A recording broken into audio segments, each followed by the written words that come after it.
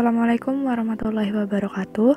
Perkenalkan, nama saya Firda Aini Nisa, NIM 1905120418 dari Prodi S1 Teknik Informatika, kelas TI 2019A. Di sini saya ingin menjelaskan tentang model infrastruktur jaringan. Untuk materi yang akan saya bawakan, yang pertama ada network infrastruktur, yang kedua yakni jenis jaringan, dan yang ketiga topologi jaringan. Untuk yang pertama yakni ada network infrastruktur. Network infrastruktur atau infrastruktur jaringan merupakan sebuah kumpulan sistem komputer yang saling berhubungan dan dihubungkan oleh berbagai macam bagian dari sebuah arsitektur telekomunikasi. Di sini kita dapat melihat contoh gambar di mana ada sebuah printer, sebuah scanner, database, server, dan beberapa PC yang dihubungkan menjadi satu oleh suatu penghubung yakni hub. Untuk selanjutnya yakni tentang jenis-jenis jaringan. Untuk yang pertama yakni jenis jaringan berdasarkan cakupan wilayah atau letak geografisnya. Untuk yang pertama yakni ada PAN atau Personal Area Network. Terus yang kedua yakni ada LAN atau Local Area Network. Yang ketiga yakni ada MAN, Metropolitan Area Network. Dan yang keempat yakni WAN, Wide Area Network. Untuk yang kedua yakni jenis jaringan berdasarkan media penghantarnya. Untuk contohnya yakni ada yang pertama wireline network alias jenis jaringan yang menggunakan kabel, dan yang kedua yakni wireless network atau yang menggunakan jenis jaringan tanpa kabel. Untuk yang ketiga yakni jenis jaringan berdasarkan pola pengoperasiannya. Contohnya yakni ada peer-to-peer, ada client server, dan untuk jenis jaringan yang terakhir yakni jaringan yang keempat, jenis jaringan berdasarkan distribusi sumber data. Terdapat jaringan terpusat dan jaringan terdistribusi. Untuk yang pertama kita memasuki ke materi tentang jenis jaringan yang berdasarkan letak geografiknya. Untuk yang pertama yakni ada PAN, di mana PAN ini merupakan suatu hubungan antara dua atau lebih sistem komputer yang berjarak tidak terlalu jauh. Seperti contoh, di sini telah ada penggunaan Bluetooth yang disambungkan dari laptop dan bisa nanti itu disambungkan lagi dengan printer dan media yang lainnya. Untuk yang kedua yakni LAN. LAN merupakan suatu jaringan yang dihubungkan dalam satu lokasi. Untuk yang ketiga yakni ada MAN,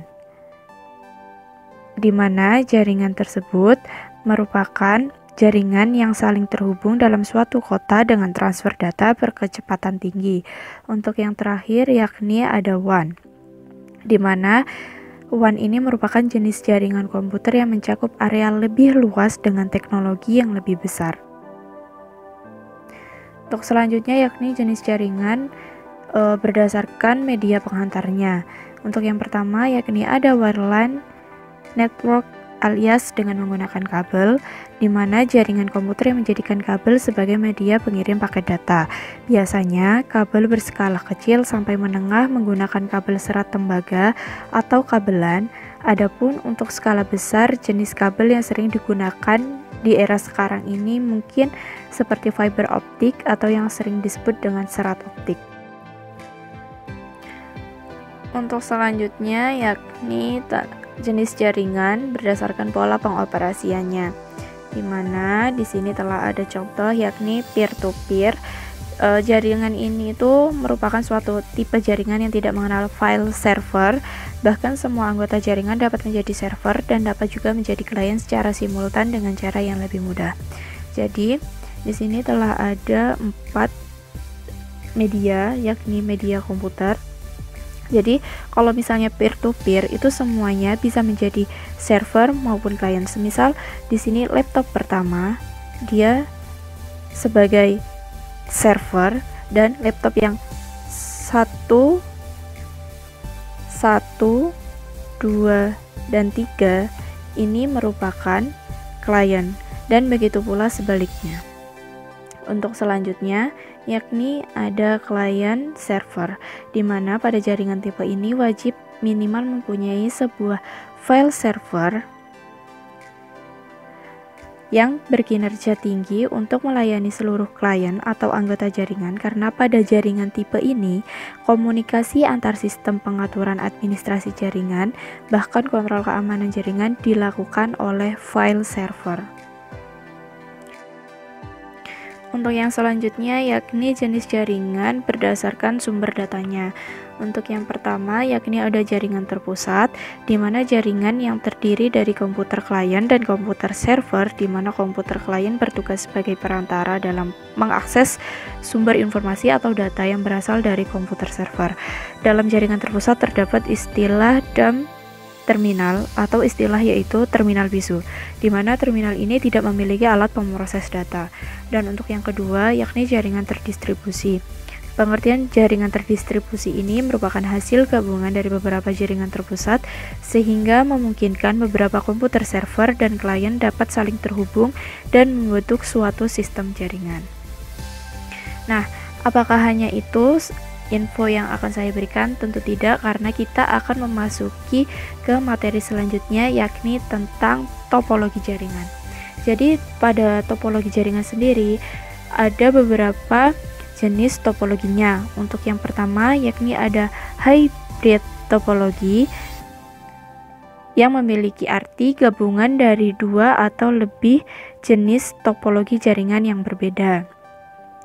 Untuk kelebihan dan kekurangannya sendiri, untuk kelebihan dari hybrid ini, topologinya itu sangat fleksibel dan efisien karena dapat memadukan tipe jaringan topologi yang berbeda tanpa perlu melakukan perombakan.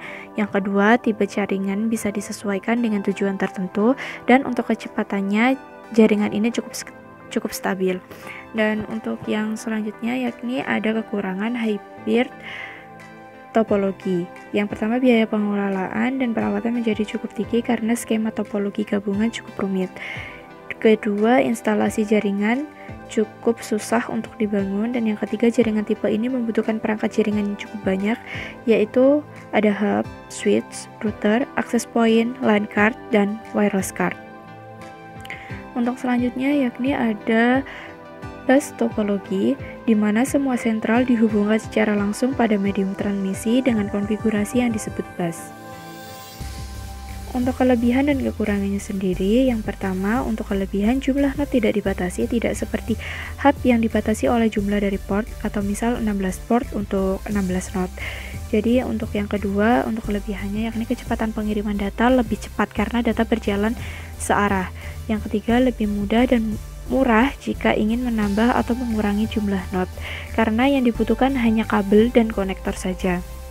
Untuk kekurangannya, yang pertama yakni jika lalu lintas data yang diolah terlalu besar, ini dapat mengakibatkan kemacetan. Untuk yang kedua yakni diperlukan repeater untuk menguatkan sinyal pada pemasangan jarak jauh. Yang ketiga yakni jika salah satu not mengalami kerusakan, maka jaringan tidak dapat beroperasi. Untuk yang selanjutnya, yang ini ada ring topologi, di mana metode ini menghubungkan antar komputer dengan cara membentuk rangkaian seperti sebuah lingkaran. Tapi dalam ring topologi ini tidak memungkinkan jaringan ini terbentuk lingkaran sempurna. Namun, untuk bentuknya, untuk sistemnya itu mungkin lebih sama seperti cincin. Dan untuk kelebihannya yakni mudah untuk dirancang. Untuk yang kedua, untuk level rangkaian sederhana, topologi ring termasuk yang lebih bagus daripada pilihan lain seperti topologi jaringan bus yang sebelumnya. Dan untuk yang ketiga, mudah untuk melakukan instalasi baru. Yang keempat, penggunaan kabel yang hemat. Yang kelima, kecepatan aliran data lebih tinggi. Yang keenam, tidak memiliki risiko collision karena aliran data berjalan dengan satu arah. Untuk kekurangannya, yang pertama, jika ada kerusakan di satu sisi, keseluruhan sistem akan terganggu karena ini tidak ada yang terpusat. Jadi jika ada suatu komputer yang rusak, maka nanti untuk komputer yang lainnya akan mengalami kegangguan. Untuk yang kedua yakni kecepatan aliran data tergantung dari banyaknya jumlah node di dalam jaringan. Jadi tipe topologi ini tidak cocok untuk sistem yang memiliki banyak jaringan. Yang ketiga, sinyal semakin lemah jika node yang dituju jaraknya cukup jauh. Yang keempat, proses untuk menambah atau mengurangi perangkat jaringan memengaruhi keseluruhan sistem. Untuk selanjutnya yakni ada star topologi, di mana jaringan dari beberapa komputer yang memiliki koneksi dengan node yang berada di jaringan pusat. Untuk kelebihannya sendiri yakni mudah untuk dirancang, memiliki fleksibilitas yang tinggi karena proses penambahan atau pengurangan jaringan komputer tidak akan mengganggu arus informasi, dan yang ketiga lebih mudah untuk menemukan sumber permasalahan jika terdapat gangguan di salah satu node. Untuk kekurangannya sendiri, yakni yang pertama perangkat pusat menjadi penentu utama keberlangsungan seluruh sistem, sehingga kerusakan jaringan pusat akan menyebabkan keseluruhan sistem komunikasi menjadi terhambat. Untuk yang kedua, yakni biaya yang dikeluarkan untuk membangun jaringan instalasi jenis ini cukup tinggi, karena membutuhkan begitu banyak kabel, dan setiap satu jaringan komputer dihubungkan langsung menuju server pusat dan membutuhkan server dengan performa yang sangat tinggi. Untuk yang selanjutnya yakni ada mesh topologi, di mana sistem topologi ini mengkoneksikan antar komputer saling terhubung secara langsung satu dengan yang lainnya. Untuk kelebihan dan kekurangan dari mesh topologi ini, yang pertama, untuk kelebihannya yakni dengan dedicated link, data yang ditransfer mengalir lebih cepat ke komputer yang dituju. Yang kedua yakni kerusakan salah satu komponen tidak akan memengaruhi komponen jaringan yang lain. Yang ketiga, keamanan data terjamin dibandingkan dengan topologi jenis lainnya. Dan untuk yang keempat, mudah mengidentifikasi sumber kerusakan jika terjadi gangguan. Untuk kekurangannya sendiri, untuk mesh topologi yakni yang pertama menggunakan banyak kabel dan port I/O, dan yang kedua yakni proses instalasi jaringan cukup susah untuk dibangun. Yang ketiga, biaya yang diperlukan menjadi lebih tinggi.